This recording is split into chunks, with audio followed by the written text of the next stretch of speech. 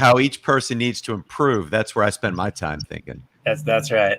All right, we're gonna go to the live video now.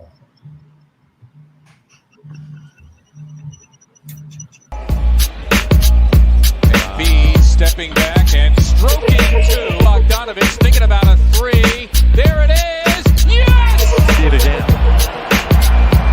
No double team help, and Embiid takes it right to the rack. Embiid, step back, jumper, you bet! There he is again. The Euro step there. Embiid getting Gobert in a fight.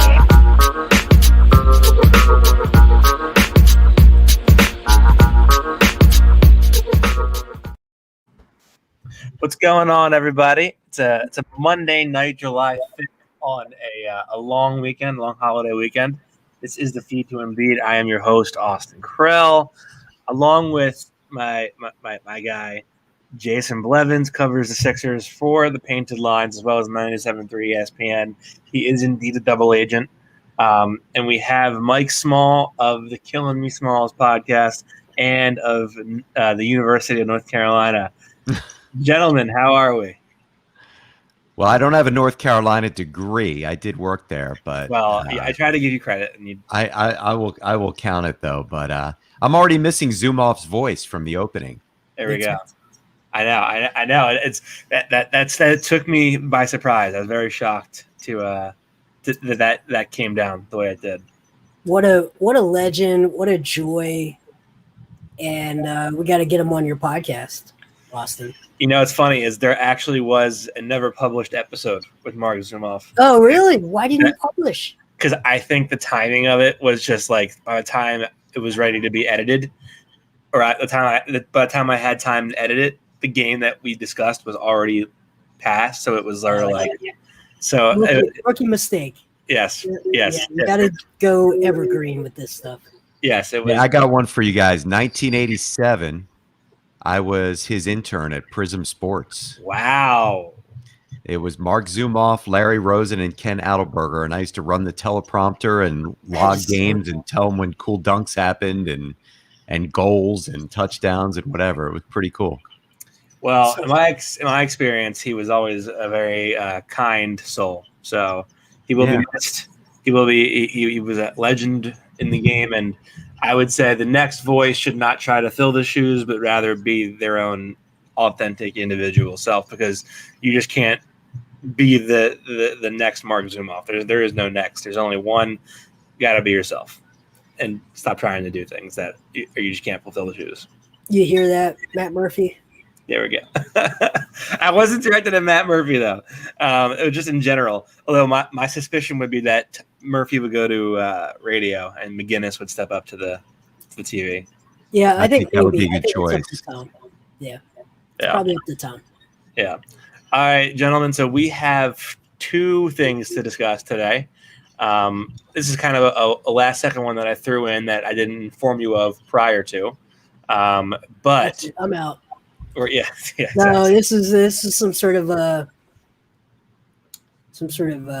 you springing it on us gotcha interview. No. Yes. So we have 4 free agents. We have Dwight Howard. We have Furkan Korkmaz. We have Danny Green. Mm-hmm. And who was the last one?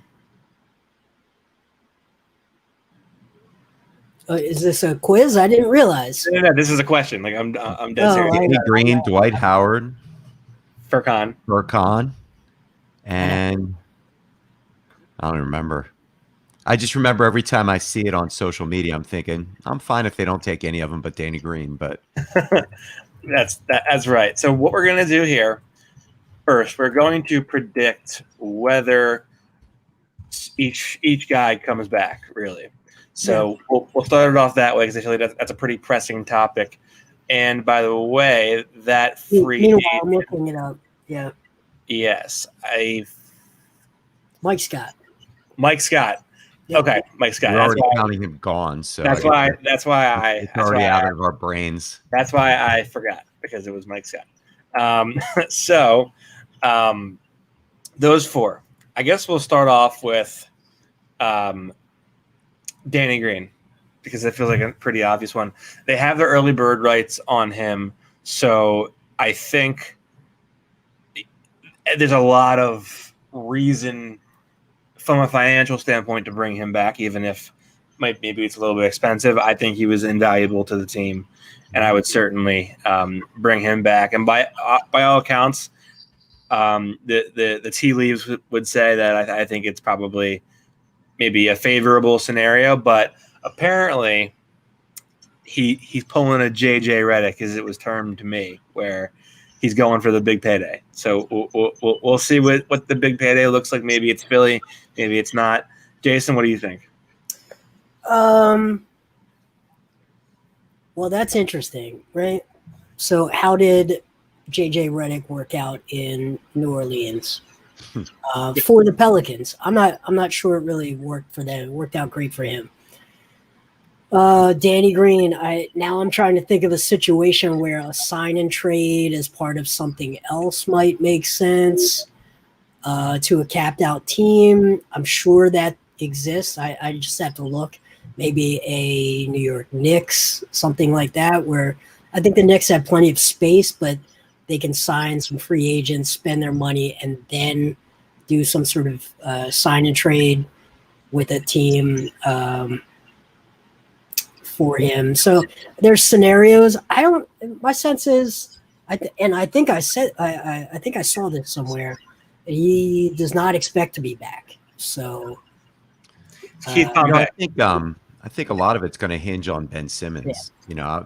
That's the elephant in the room. And if they have to trade 4 or 5 people to get Damian Lillard, they're going to need the body, and they'll definitely need to try to keep him. If not, you got to wonder if a team like Oklahoma City that is just tearing it all down and has a bunch of picks says, you know what, we'll overpay this guy for 2 years, like a JJ Redick contract, like you brought up, to help create culture and, be a positive influence in the room and not expect too much. It makes a lot of sense for a team like that. I'm not sure if any of the teams that are on the cusp of winning a championship are going to spend $10-12 million on him. Yeah. So I think, I'd love to have him back at the right price. You're not going to overpay for him, even though he is a Tar Heel. You're not going to overpay for him. But I think a lot of it hinges on the elephant in the room, and that's Simmons. Yeah, I think. Well, first, Jason, the article that you referenced was Keith Pompey's recent article, and I couldn't tell whether that was like sourced information or rather just a prediction on his part. I guess you could get the argument. Keith doesn't do that. That's not Keith's game. Keith reports sourced information, and so that was someone cite his source. So that was someone telling him that he's not going to be back. Absolutely. Okay. Yeah, Keith doesn't speculate. It's not his game. Okay. There's a lot of people who speculate. There's a lot of people who make stuff up. There's the just reporting what they're hearing. People. Yeah. I fall more into the speculation category because I don't. I know you do. I'm just trying to look at it from the different angles and see what makes sense. And I don't spend a lot of time hunting for sources. Sometimes they come to me. But Keith doesn't do that. Yeah, he's very well sourced. He is. Even though people like to get on his back about what he says. People were pissed at him about this process. That was an article. I personally think that Danny will be back. I think it makes a lot of sense. If he were to go anywhere other than Philly, I feel like there's like one pretty obvious place where he would fit in pretty well, which would be Dallas, because like their wing defense wasn't great this year. Gives Luka a shooter that really can work the corners. They can run a lot of good actions for Luka to get downhill and then kick to Danny. So I think that's a good fit. I mean, he said on his podcast he wanted to go to obviously a great city. I think both LAs are more capped out. I believe, I don't know if the early bird. Yeah, I'm looking now. Yeah, pretty capped out. Yeah, I don't think the Lakers want him back. I know that he didn't do so well in the playoffs. So I think the LA fans kind of turned on him. Fair.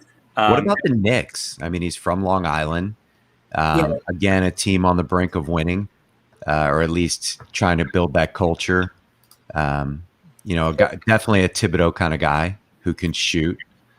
It's not a terrible fit. Yeah, and the Knicks could just flat out sign him and overpay him. They have like no money on the books. Exactly. So they walk into this offseason with $49 million on the books. Yeah. And if they strike out on your top tier free agents, which I don't even know what that class looks like, It's not great. they could easily overpay multiple guys like Danny Green. Yeah. There's my prediction right there. I think he ends up with the Knicks. Yeah. I have no sources. Wow. Look at that. Okay. How about that? Throwing it down. So these are the top 5 free agents available this summer. It's Chris Paul, Kawhi, Mike Conley, Kyle Lowry, DeMar DeRozan, and then they have a pretty significant drop to like Otto Porter and like the rest.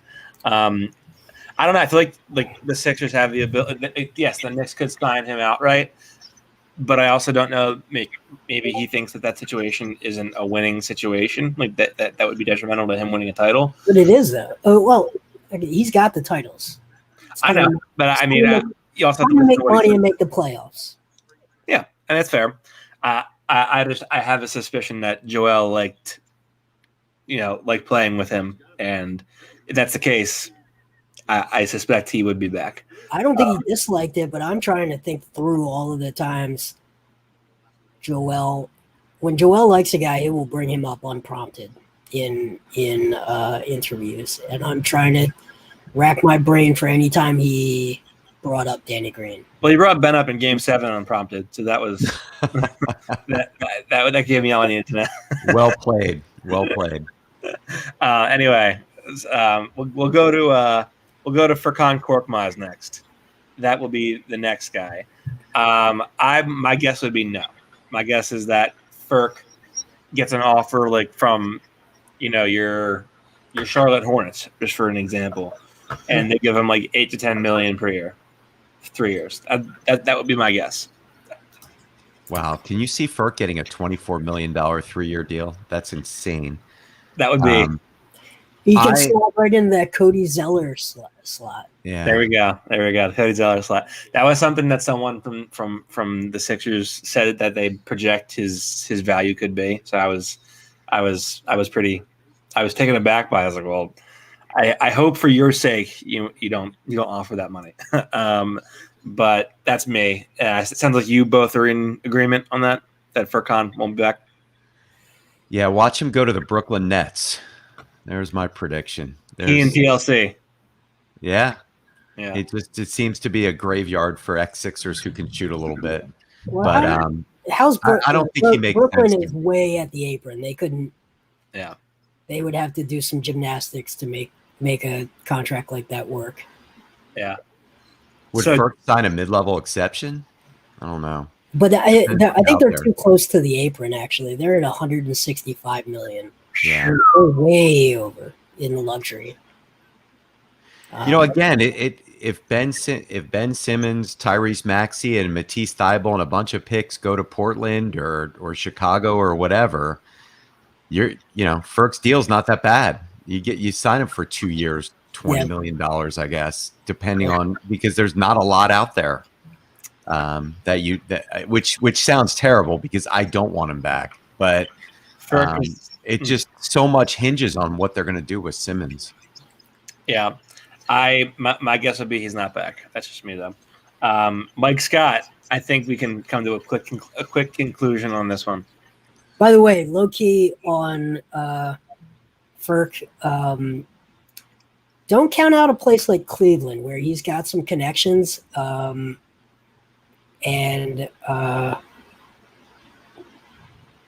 Cleveland could be a place that wants to turn the corner and start winning. I don't know that the Sixers.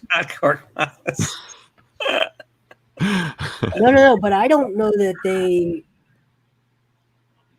I don't know that they couldn't work something out with Cleveland for Cleveland to get out of that Kevin Love contract. I'd have to do the math to see if they could get they like give Furkan a max deal and the sign and trade him. No, but you start talking about Danny Green and Furkan, and now you're up in those Okay. You might be close to 18, 20 million. And then you add like something else, George Hill. Yeah. And it gets. Are we really at that point in the NBA where if we have $24 million to play with, we're looking at Danny Green and Furkan Korkmaz is the way to do it? Is there just not that much out there? If you're Cleveland and you, you need to put some shooting around your two guards. Yeah. And Kevin Love wants out, and you want out from under that deal. He's got 2 more years left. It is declining, by the way. It's only $29 million the year after this coming year. So it's just that there's some connection. I've thought he might go to Cleveland for a few years now. So interesting. I'm not aware of that connection. Are you allowed to? No, I mean, what it might Chet be? Osman, he's very close with Chetty, and Cleveland actually has a pretty good Turkish community, which Philadelphia doesn't. Interesting. Furkan's first couple of years, Good geographical knowledge out of you. Yeah, I talked to him. His family came over and lived with him the first couple of years, and they were miserable because they were just stuck in the house and didn't have a community around them. So that was a really rough time in his life. That year that I think it's 3 years ago now. It was a rough time for him and his family. They went back to Turkey, but those are the kind of cultural things that you don't necessarily think about, but end up mattering to overall quality of life. That's really interesting. Makes sense. Yeah, it does. I could see this team like Sacramento, like throwing him a bag and like we need more shooting. Our defense already blows, so let's just really buy into it. That's the definition of insanity for them. Yeah, it would be. You're not wrong. But what is the cap? They'd have to do an MLE for him. I think it's like I read somewhere. I think it's like 118 this year. The cap is? I think so. Let me take a look. I guess the bigger question, and I know I keep saying this about Simmons, but in general, do you guys expect the trade season to be big? I mean, 109. The cap is 109.1 for 2021-22. Okay, cool. Do you guys expect, Lillard, Levine, all these rumored names to be on the go? Because there's a world where a lot of guys get traded, and there's a world where not many of them get traded. And if not many of them get traded, it's going to make it tougher for guys like Furkan to get the deal that they want.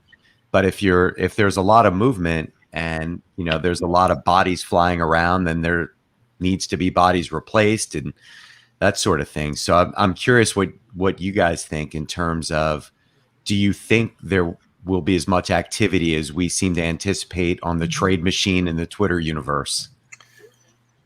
There's never as much activity as you think there's going to be. Yeah. Typically, I would say I think a lot of stuff's going to go down around draft time. I don't think the Sixers are going to make like that big blockbuster trade until around that time, just because they want to compile as many as many offers as they can. I also think Portland wants to do the same. I also don't think like Damian has really explicitly said like I get me out of here yet. But I also subscribe to the theory that I'm sure there are Sixers in his ear like, what's really cool is that Philly, if you think Portland loves you, Philly will love you. Love you. So I mean, I think he has people trying to sell him on Philly, I'm sure. See how good a recruiter Embiid is.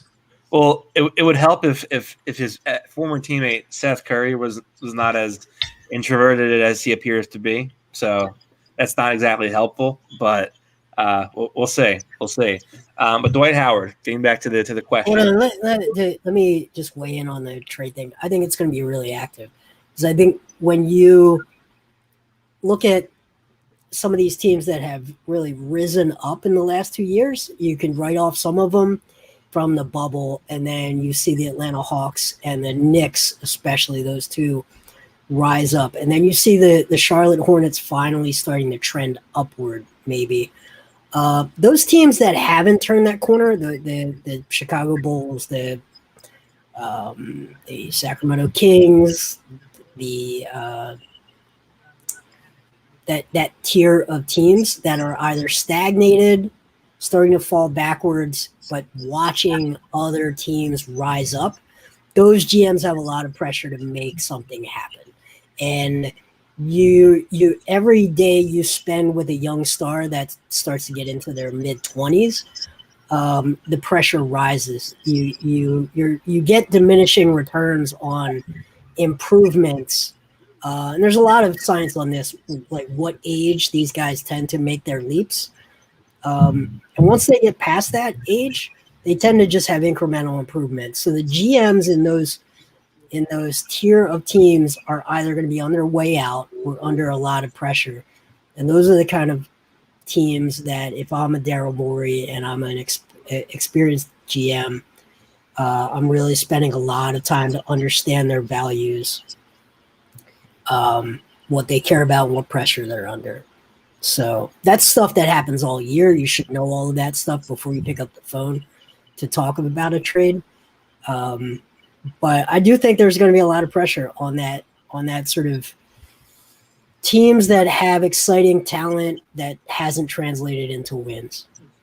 For sure. I agree with you. But I also don't – I just think it's like every summer, every offseason, like June, July, you start to really hear the rumors fly.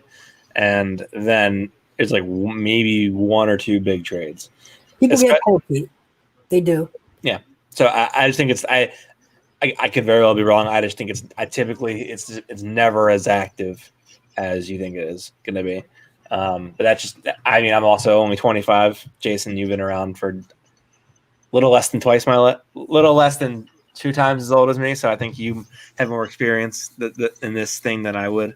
But that's just my 2 cents. Getting back to Dwight Howard. The NBA is a much different game though than it was when we were younger. It's much more visible. It's much more star oriented in terms of, you know, the fan base and the trade machines and the interest in social media. And, you know, there was always, you know, the ups and downs with, you know, when Larry Bird and Magic were in, and then the, you know, the shoe era with the Air Jordans, et cetera. But it's different now. And there's, you know, I think there's going to be a lot of general managers that see what Phoenix did in a fairly short amount of time, and see what Atlanta did in a short amount of time. And I think that puts a little bit more pressure on your, you know, your Charlotte Hornets, your Orlando Magic, your Sacramento Kings. And, you know, to just, you know, if you're Sacramento and you're just rolling with, you know, Marvin Bagley and De'Aaron Fox and Buddy Hield and expecting different results just because they're a year older, I think people are going to get impatient with that. So I think it's fascinating. And I love this time of year as much as the games, quite frankly. Yeah, I do. So, I do as well. Just for the sake of time, we do have about 37-ish minutes left here. So I do want to get to the other topics as well. Dwight Howard. What's the verdict on Dwight Howard? I think if you trade Ben, you can bring Dwight back. Obviously, you don't trade Ben so that you can bring Dwight back. But I think like you just have to minimize the amount of time that Dwight, Ben, and Thybulle are on the court together. So if Ben's gone, you don't have to worry about that at all. I think Dwight was serviceable, even though everyone hates Dwight and everyone was like Dwight's this, Dwight's that. He would, other than like having poor hands, which I mean it hurts, but I mean a lot of big guys have poor hands. I generally think he was okay enough to bring.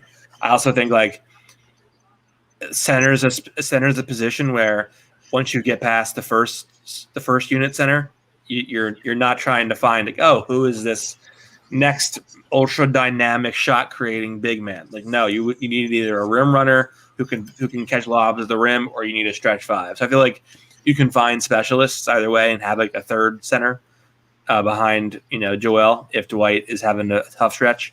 But I think Dwight is a situational thing where like you see how it plays out, and maybe you bring him back if you decide to really buy into the ultra spacing type thing.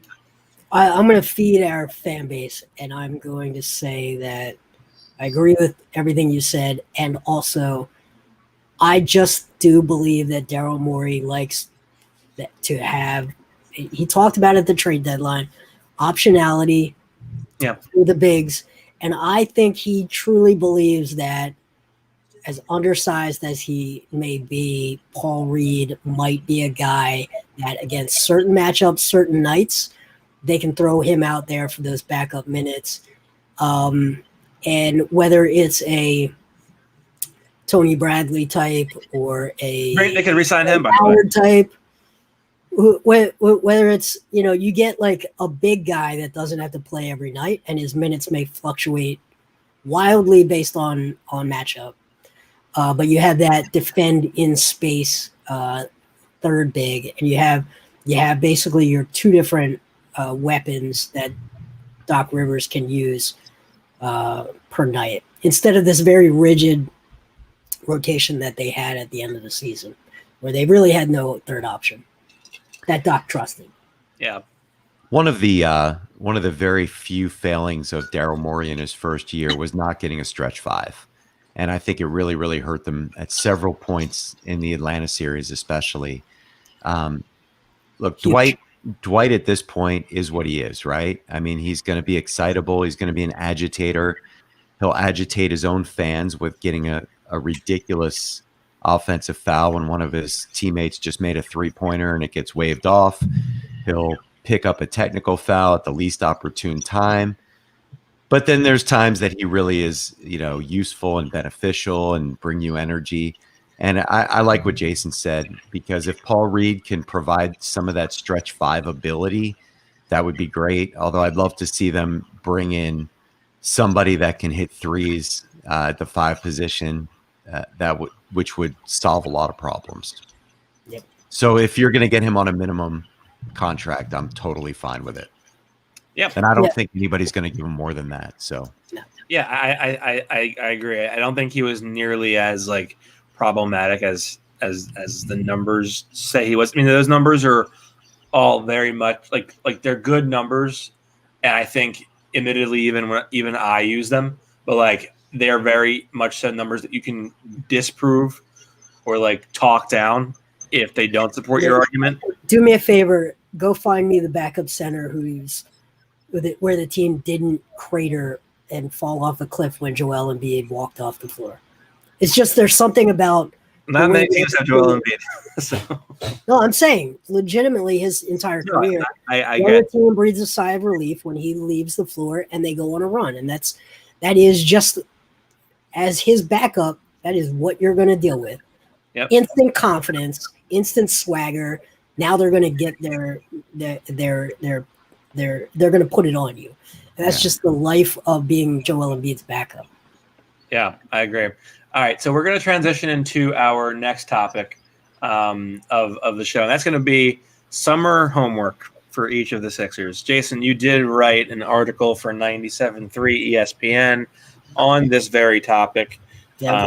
We can plug that article. I'll even post the link as I pull up the website right now. But how do you guys want to do this? Do you want to go down the line and do starters first, or do you want to go bench first? Because those are typically the spots where you're going to see most of the significant improvement, I think, at this point. What do you got? I think obviously we can start with Simmons, and I think everything's been said and written about what he needs to improve. So I don't know if you want to save some time and skip that. It's up to you. But, maybe when you have an open dunk in a playoff game, you might want to take it. There's that. But it's your call. Wise words. Wise words from a veteran. Thank you. With Ben, for me, it's not even about the jump shooting. I think I've abandoned that. I think he's just – Jason and I have gone back and forth about this. I believe he can shoot and is just afraid of doing it. Jason thinks he can't shoot. I wholeheartedly disagree, but that's just me. All right. Well, spend 1 hour watching him shoot up close and watch the ball come out of his hand. And I can't compete with that. Let's have the conversation. I can't compete with that. Well, First can of all, I be the guy? you and I have the King Solomon and split the baby in half and say that he can shoot. He just kind of sucks at it, but it's good enough that if he did it a lot, it would help the team. Okay, that's a fair compromise. I think I can live with that. Okay. But I think that's definitely wrong. I just say that he can't shoot. Do you think that if level. do you think he could be a 30% 3-point shooter from the corners? Just the corners. No, I don't. Do you think he could be a 35 to 40% shooter from the free throw line and in if he just took those shots? Not free throw shooting, but from that line, from the nail. If he switched hands, yes. Okay. Yeah, I just don't think he's got the touch with his left hand at all. I don't think he does either. No, I think he has a better touch with his right hand. For me, I think the jump shot thing is a lost cause, but I also don't think I think you can restructure the team in some ways where you can mitigate the damage of him not being like a jump shooter in closing time. Like if you go out and you get Kyle Lowry, I think that in and of itself solves a lot of the playoff problems. Not all of them, but a lot of the ones that hinder the Sixers in the Atlanta series. But I think with Ben, the touch around the rim is so bad. Like if you're not going to shoot jumpers, fine. You need to be able to finish with either hand in a variety of different ways, under a variety of different angles, with guys in his face. That's what it is for me. And that's even if he comes back. I'm by no means convinced that he's coming back. I think he wants to be here. I do, but I think a lot of damage has been done. I just don't think it's for a guy that. Why do you think he wants to be here? I just have my suspicions. I think he wants to be here. I do. I think it's a kind of market where like in LA, he'd have TMZ around him all day long. He would never be able to go anywhere. I think he can sort of fade into the New Jersey hillsides, live his life in peace a little bit, and come play ball, every other night. Well, yeah, no, I disagree with that. I think TMZ will be in your face and they'll ask a gotcha question, but he's so good at giving the snide, snarky response. That's all they want. And it'll be easy. They'll love it. He'll love it. He can give his little response and it goes away. It's none of this grating, well, yeah, I mean, Howard coming back a week later with more venom. Yeah, I think the media in LA would certainly be more favorable, but I think in LA he has I think in a lot of ways, out in public, I think he's pretty extroverted in a sense. Like I think he's more sociable than a guy like Joel is, but I do think Ben is the type where he likes to do his thing and not be bothered. I think in LA he'd have a hard time getting around anywhere because he always. I'll give you another. Yeah, see, I think if you send him to a small market, it's Chicago. Chicago's the city. He gets everything he would get in Philadelphia. All the perks without the Chicago. I think he'd like grinding obsession. With just the grinding obsession. They broadly love. I talk to people from Chicago, and they still just love Derrick Rose, right? They just love him. And they vaguely know who Zach LaVine is, and they like the highlights. They don't obsess like Philadelphia does. They're not going to be he's going to get them to the playoffs, and they'll love him. They'll love him. It's a great situation. I don't know about Portland. I just don't know. I think he'd like Portland. We're all speaking in I know the guy less than Jason knows the guy, and I would guess by the fact that I've been on the beat for a year, I probably know him a little better than Mike knows him, but I don't think any of us really know him that well. And we're all speaking in we're projecting what we think he is as a guy. I mean, I think Chicago would be would I think he'd like Chicago, but I just think that he likes Philly. I think he does in some ways. I think he likes it enough where he's not requesting a trade, despite all of the fair, in a lot of ways, criticism that he's received. I don't think he'll ever officially request a trade. Yeah, well, I don't think he has any leverage. Well, he is a clutch client, so he doesn't have to request it. They can just make a decision for him and do it or through him. But to get back to the point at hand, I've given up on him shooting the ball.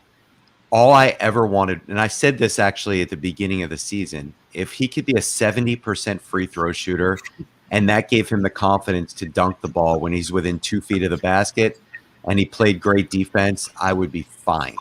And it just regressed. Was 35% good enough for you? So No. Here's what I wrote in the article. He said, "Embrace inefficiency." I'm reading it right here. Yep. Go ahead. You can read it. Ben Simmons. I can't read very well, but I'll try. I can write well. Can't read. Ben Simmons has finally admitted that his reticence to going to the free throw line is mental. This summer will involve a lot of repetition and work to develop a muscle memory to a mechanic, left or right-handed. But mainly, he will have to be willing to go to the free throw line in front of 20,000 people and miss a free throw. That's a good point. I think he has to be unafraid of missing free throws. That's a massive point. It's a good one. His determination. Well, he should be used to it. So yeah, he's definitely used to missing them. His determination to get to the line and put other teams in foul trouble remains crucial to his transcendence to true championship level star. I agree with you. I think and that all comes back to I question his mental. I don't know if fortitude is the right word. I think it implies something else. I would say his mental strength to overcome the missing of one free throw. It's does he if he misses a free throw in the first quarter, does he now regress back to the entire playoff state where he was in, where he's just sorry fellas, I'm out for tonight. That's what you can't have happen.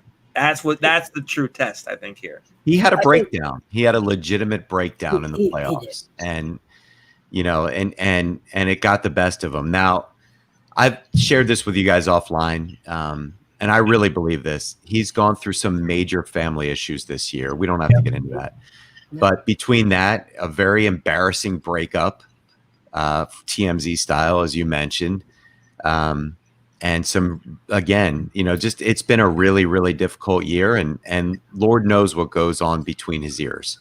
And it's not even fair for us to speculate. I feel terrible for the kid. I really do.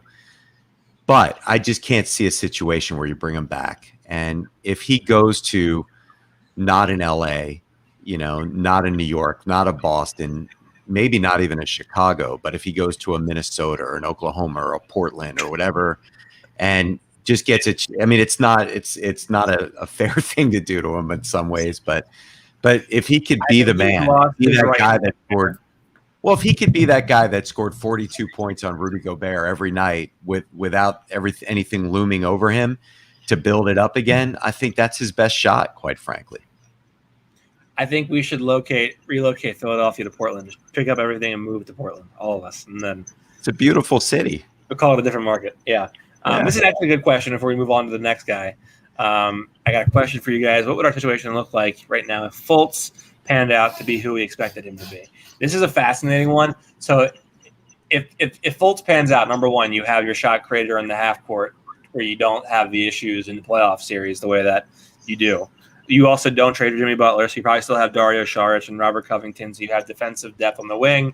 You have a very capable backup stretch 4/small ball stretch 5. It's really a whole sequence of events. You probably don't trade for Tobias Harris. So I mean, it's a whole chain reaction of the Fultz situation not panning out.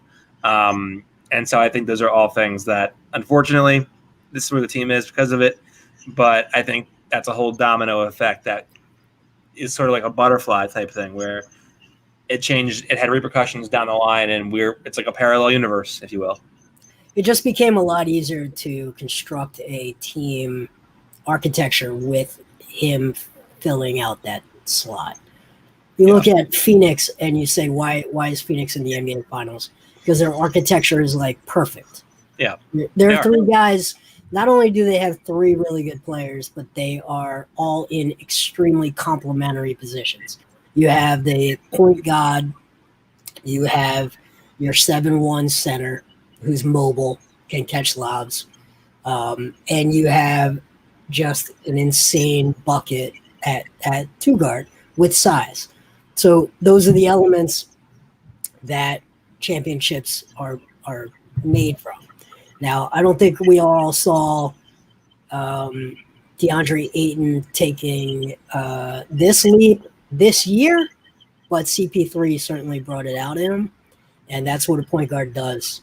Yeah. So you put Fultz into that mix, and just the architecture of the team just becomes a lot more. It makes a lot more sense. And then a JJ Redick stays, and you surround those guys with those types of players. Everything becomes easier. Yeah, I mean, listen, we could spend the next 5 hours going back and talking about the guys they should have drafted instead of Okafor, and what if Fultz panned out, and what if they chose Tatum instead of Fultz or didn't make that trade, and what if this, what we could go crazy doing that, which is, I guess, what Keith Pompey's article kind of did, if you think about it.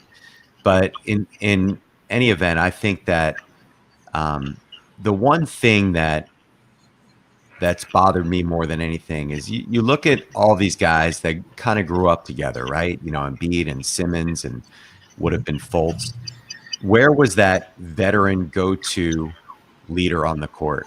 I mean, if they had gotten Kyle Lowry earlier or somebody like that, imagine this, like what Chris Paul's doing for DeAndre Ayton.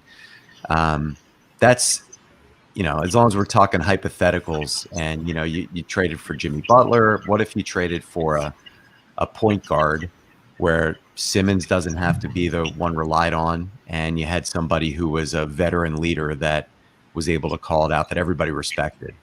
That's the one that I look back on. Yep.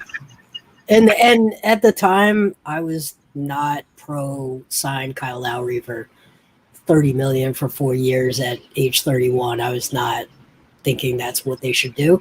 But to your point, in retrospect, it looks like it would have been exactly the right kind of move to advance the program. Yep. Well, I think the issue comes back to, like, the operating assumption was, like, in the case of Ben Simmons, progression theoretically should be linear. Whereas right now it's just like a rudderless ship. Yeah. So we have this, or a vet coach. I just don't think a coach can do what a point guard can. That's not the problem. Like, I don't know how many times we got to go. Point guards are they're the second most important position in sports. I would say NFL quarterback 1, point guard 2, goalie in hockey number 3. I don't even know what number 4 is, you know, in baseball, but pitcher. No, pitcher's 1. No, pitcher's not 1. They only pitch every 5 days. Other podcast. Closer. Well, if you're a Phillies fan, it's closer. You gotta be good to need a closer. But anyway, so it's impossible to overstate how important a true point guard is. And Ben Simmons, it has 80% of the DNA of a true point guard. He just can't stress the defense in the ways that an elite point guard has to open everything else. I mean, even Doc Rivers said it most of the year. He said he's not a point guard; he's a facilitator, and he said that a couple of times this year. Oh, I think it's everything. Okay. So he's Sam Cassell without a shot. All right. Doc did a very good job, I think, of trying to play the game of let's nurture Simmons, and I think it backfired on him when it mattered most, and that's why. Yeah. When it came down to it, you know, the answer was, is he a point guard? I don't know that answer. That you need to know who your point guard is. That was a different question, but yes. Yeah. Okay. Let's go over to Joel Embiid. He just comes off of an MVP level season. He lost it to a guy who won a participation trophy. Let's talk about Joel. Jason, you wrote face-up game. And I think you make a good point. Like, the face-up game is as good as it was this year. And I don't know the exact numbers. I would probably guess he was probably in the low to mid 50s in terms of making like twos, but pull up twos. Yep, that's right. Yeah. So like I don't know how much better you're realistically going to get with that. I think for me with Joel, it's understanding and learning how to land softly when you go up. Like that's not going to happen. I know, but he's a giant. It's not going to happen. So here's what I saw this year that I didn't see previous years. I didn't see Dirk Nowitzki. I didn't see Patrick Ewing until this year. And I know it's easy to say, well, there's no more upside there, but if he turns into Dirk Nowitzki, as far as that face-up shooting game, there's a lot of upside left. There's still a ton of upside left. And he's never going to be an elite roll man. He's never going to be why not? He's not going to be, because he's not quick enough. He's not. That is his game is. He's just not a pick and roll center. He's just not what he is at all. But if you watch Patrick Ewing or you watch Dirk Nowitzki and you put the two of those together, there's never been one of those. There really hasn't. And we were comparing him to Hakeem, but that would be on a completely different level. Yeah. And he doesn't need to retain his burst and speed to transition into that player. So that's a player that both of those guys were slow-footed with not a lot of hops. And yet they played a long time. They both played into their late 30s. The last few years weren't great, but I think this narrative that we only have a few years with Joel, I think it's false. May not be true because of this specific skill set that he's developing. Yeah. I agree. Mike? I agree with everything you said. I'm going to give you one that's going to surprise you possibly. When you look at his numbers, this is the difference between, I guess, watching the games and looking at his numbers. I think he can be a much better rebounder. I think that, there are times that he doesn't box out and he just, he gets 12 rebounds just because he's 7 feet tall and he's huge. Yeah. I think he could be a better skilled rebounder, especially on the offensive glass. Mm-hmm. It seems like when the game's on the line and he really wants it, he's really good at it. And I'd like to see some more consistency and better technique around the rebounding. And, I'm thinking about all the different things that he does. And quite frankly, Jason, you make some great points. Honestly, I just don't start the ego too much. I need them to be at least a little bit argue with me. I'm a Blevins stan, so as well as Krell. But I don't need him diving for loose balls in the backcourt in the middle of a game against Charlotte in November. I agree. I mean, enough. I mean, look, you promoted me as a Carolina fan. Dean Smith had these guys diving on the ground, and they would get points in the locker room. There was a big chart in the locker room where they would chart, diving for loose balls, those sorts of things, hustle plays. I don't need Embiid to do that at this point. We know he hustles. We know he's good. I don't need him diving out of bounds. I don't need any of that. I need him to stay healthy and stay limber. And you know what? If you've got a 6'3" guy on the break, you don't have to slam it on him. Just make the basket and don't land on your knee crazy like you did against Washington. Now, you've got to keep this guy okay. Now, look, maybe just maybe sometimes there's going to be a Garrison Matthews in the way, and you'll come down hard in the knee. That happens, but I don't need you're right. I don't need the diving in the half court. I don't need the awkward footwork as you try to get to the rim. Mm-hmm. I don't need the unnecessary Euro steps. Those are all things that lead to knee degradation and joint on joint issues. Yeah, you just don't need that. And look at me being a doctor here. Well, no, you make a good point. And the other thing is, why haven't we heard about anything around his trying surgery? To get some answers on that. I just because every big man has a slight tear in their meniscus. Well, he's obviously I'm a big man. I don't have that. Whatever was going on with him, that wasn't it, and that was like a hockey injury where they gave us something that was factually accurate but misleading. So you think that he had a meniscus, but it really wasn't much of anything? I think he had something. Yeah. But the 2 times he got hurt, he fell on his ass, and it looked more like a back to me than anything with me. Yeah. And to me, it just screams hockey injury. where they don't tell you it's the shoulder because they know the other team's going to go after the shoulder. Yeah, I agree. Let's go. Last thing I'll play much about is like, I think the next progression that would really sort of separate him in the conversation, even though he basically it was him and Jokic all season long. Getting a positive assist to turnover ratio, or even a neutral assist turnover ratio, I think would be so big. I agree, but that's why I think it's so important for that face-up game. Yeah.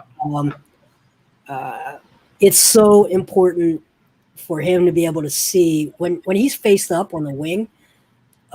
They can't double him with a surprise from multiple angles. He sees it coming, and he can quickly diagnose, and he did get better at diagnosing where to go with the ball once he sees it coming. When his back's to the basket, they have so many different attack angles for the doubles that it leads to guys sneaking under him and poking the ball out. Yeah. One other thing about Simmons too, I think he'll be a lot better when he's playing with a better point guard. And I know that's a tough thing to say right now, but wait, you mean Embiid or Simmons? If you think about where his problems were in the playoffs, it's because they gave him the ball at the top of the key and expected him to create over and over again. Where if you have a point guard who's not afraid to shoot, not afraid to get fouled, not afraid to penetrate, that could open things up. You're not as reliant on that, and you're not going to set him up for failure as often. Well, his usage rate was just insane. Yeah, because of how much he had to carry the team, and I think you don't have some of these fatigue factors when and the fatigue is subtle in you don't get position as low on the block because you didn't get down quite fast enough, and you're tired, so that guy can sort of push you out another 3-4 feet. Mm-hmm. So now instead of getting deep position at 8 feet, you're at 12-15 feet, and that just becomes a much harder everything. Yeah, I agree. Let's go over to Tobias Harris because we are running short on time. We'll get to the starters tonight. But Tobias Harris, I kind of think just the ability to finish strong at the rim is something that has plagued him at times. Mm-hmm. But I also think he just does not have that natural vertical athleticism that he needs to get up above the likes of John Collins. There were so many plays in that Atlanta series where he went up thinking he was going to be able to dunk it, and then he was met at the top of the rim by John Collins. So, I mean, I don't know. At age 28, 29, I don't know that you're going to milk that much more vertical athleticism out of him. In fact, you might even be starting to see less and less than he did at maybe 26, 27. But if there would be something else you could milk there, I would be fascinated to see that. That would be an area of focus for me. Yeah, 3-point shooting. He averages 1 or 2. He averaged 1 or 2 a game in the playoffs. And he's really good at it. Yeah. And, you're right. He goes into that Simmons mode of getting these bunnies and just completely missing them when you're 6'9" and you're up in the air. Throw it down or put it in. It just, look, I'm really good at Nerf basketball. It's the same thing, right? But it's about the same height and whatever. But no, it just drives you crazy when he short arms those things. And I love what Doc Rivers did with him this year in terms of getting him to make quicker decisions and go in a straight line, et cetera. And it worked. But, man, just be more willing to set yourself up to taking those 3-point shots. I think it's going to open up everything else for you and the team. Yeah. Jason? I just think he needs to get in a stance a little bit more, and I think what he's got left is recognition on defense, being a little bit quicker in his decision-making defensively, seeing what other people are doing. So I think he improved as a defender this year. Yeah. I think he's got a little more upside left there. I agree with you. Yeah, let me ask you this. Do you think there's more to be milked out there with playmaking as a passer? Only with certain partners. I think there's a little bit better speed that he can do or he can read defenses if it's an obvious play. Like if he's driving to the rim from the right side and he sees a helper come over, instinctively making that read to the opposite corner for a shooter is something he can do better. But I don't think he's going to be whipping these no-look passes to people. Like that's not going to happen. But I think what's he missing to be your small ball 5? Could he get good enough defensively to do that? He doesn't have the height or the vertical athleticism that you would need. Yeah, I agree. Yeah. Let's go over to Seth Curry now. Seth, he left a very positive taste in my mouth, so I don't really. I don't. That sounded really weird. Wow. He had a very good playoff run. I think the one thing, like number one, I'm kind of curious as to what he looks like in a normal season where he's not fighting COVID and doesn't have the after effects of that affecting him for so long. But I don't know. I kind of feel like with Seth, he is what he is, and I feel like other than 3-point volume, really. I mean, I think he gave you everything you could ask for from that trade. I mean, obviously, that's one of the great trades in Sixer history, if you look at it. Yeah, it really was. But, the thing for me is I don't think Seth should have been your starting 2. I think he should have been lightning off the bench. But I don't have an answer as to who should have been the starting 2. But, maybe as Maxey develops and, I do love the idea of Thybulle starting at some point if Simmons isn't there. But I think that, he did get hunted on defense, in the Atlanta series, and that did hurt. But as an offensive player, I think he really was fantastic, especially in the playoffs. And he gave you everything you could possibly ask for. If he could get he actually wasn't as bad on defense as I thought he would be, even though he did get hunted and get abused a little bit. And I think they could have schemed around that a little bit better. But I was pretty happy with him for a first year, for sure, especially on that contract and what they gave up. I think it was a home run. Yeah, they need to keep him, I think, going forward. I think like the turnover of like if you trade Ben, if you sign and trade Danny, if you trade Seth, like Embiid needs to have some sort of continuity and some sort of chemistry with his teammates. So you can't keep going year after year after year of just, we're gonna try this guy now. Oh, that didn't work. No, we're gonna go over here and try that. No, like the guy needs to work with some pieces that he's familiar with that aren't Ben Simmons. Yeah, but if you get the guy you want, you're going to have to give up a lot of pieces to do it, more than just Simmons, which is going to create that, unless you're going to do something like, the trade that got turned down with Malcolm Brogdon or something for, God forbid, D'Angelo Russell or something like that. People think D'Lo is like the great, like that's the guy. Like I'm telling you, underrated. Like, I hate him. He is a skilled guy. He actively is not a good player.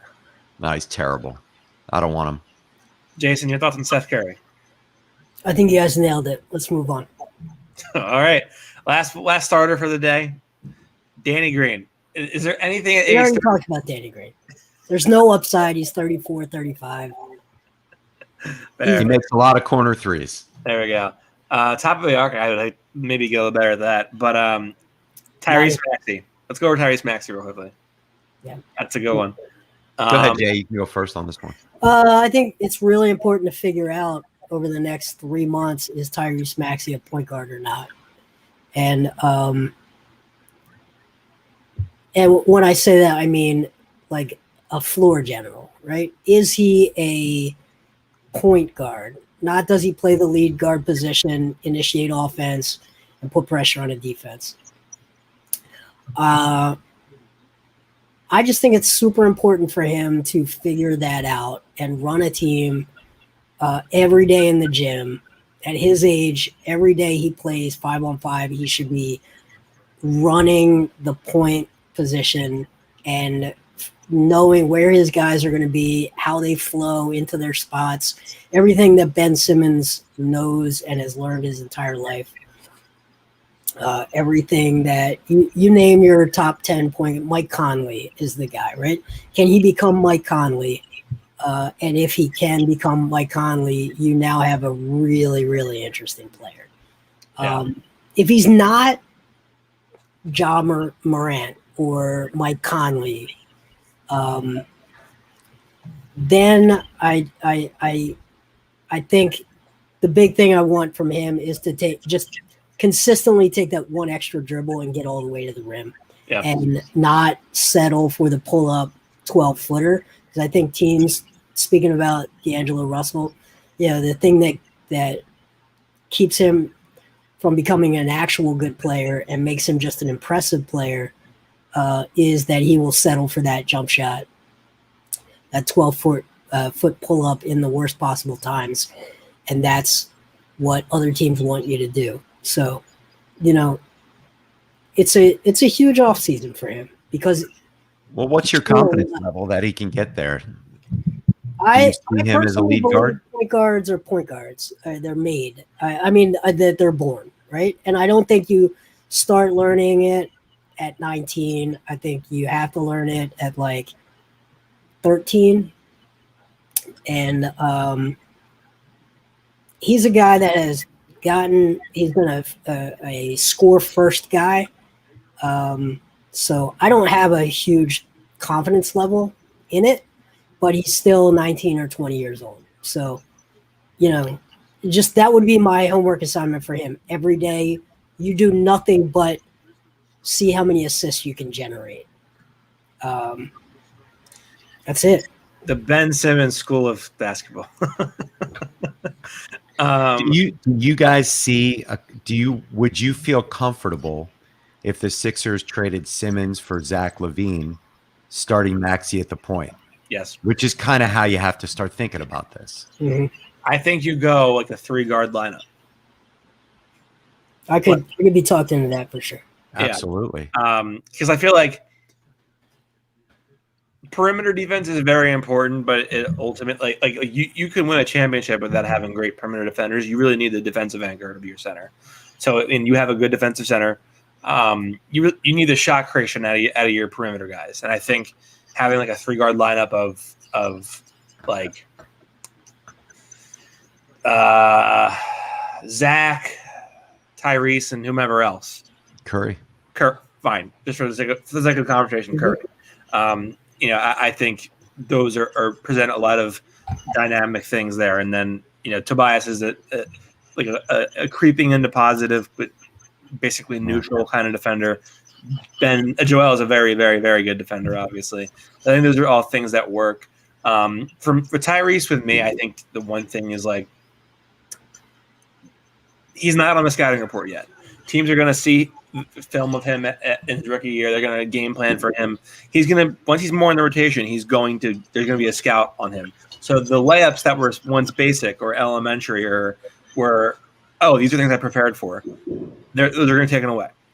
He's got to work on finishing on the off foot, wrong foot finishes, awkward angles, left hand off the high glass, right hand off the high glass, left side, all that different stuff. Like he's gonna have to figure out and sort of work on getting adjusted to different defensive looks that they give him. But I do think that there is value in a mid range pull up jumper if you can hit 52 to 56%. It's can you be baited into it at the pleasure of the defense, or will you impart your will on the defense? I have actually no concern at all about its scoring upside. I think he could be a really dangerous scorer in the league at 3 levels.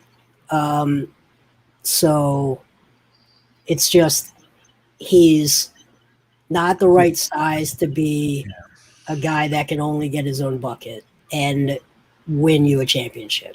Yeah. Yep. I agree. Mike, where can they find you? You can find me on Twitter at Real Mike Small. I do the Killin Me Smallz podcast. Got a great guest next week, Mike Lombardi, Nice. Who is pretty well known around here. Has had some very strong opinions on the Sixers as well as the Eagles, and really looking forward to having him on the pod next week. So Killin Me Smallz on the Painted Lines, or on YouTube at at Twitter at Real Mike Small. Mike, and tell us about the charity. Thank you for bringing that up. Actually, my daughter has a brain tumor, and she's doing really, really well. And she has decided to devote her time and attention to those who are recently diagnosed with cancer of any kind. We've got a big opportunity on September 3rd. We're having a casino night. Please reach out to me if you'd like to go. It's $100 and includes chips, where there's going to be tons of prizes to bid for. But you'll be able to play all kinds of casino games, and it includes food, beer, wine. We'd love to have you there at the Spring Lake Manor. But if you'd like to donate, it's at @small_miracles on Venmo. And all the money, every single cent we make, goes into buying iPads and other things for newly diagnosed kids with cancer. Very cool. Thank you for bringing that up. Yeah. Jason. Do that. Don't worry about me. Just everybody. That's really important. Think about being a young kid getting diagnosed. The just the shock, the fear, the loneliness, all of the things, simple little things that that charity can do, can really change people's lives for months, for years. Yeah. It's really important. I'll second that. You can find me on Twitter at NBA Krill. I will always promote my Twitter. But on a much more serious note, none of this matters if we don't have health. So when Mike said @small_miracles on Venmo, you can always any spare change you got, and it goes to a great cause. So we will wrap there, gentlemen. Appreciate you hopping on tonight. We'll be back. I don't even know when we'll be back, because there's not a lot going on. Recent news. I guess if Ben gets traded, then next week we'll be on. But we'll see. Yeah, it's not going to happen, I don't think. But we'll see. As always, everybody, appreciate you tuning in. Have a good night.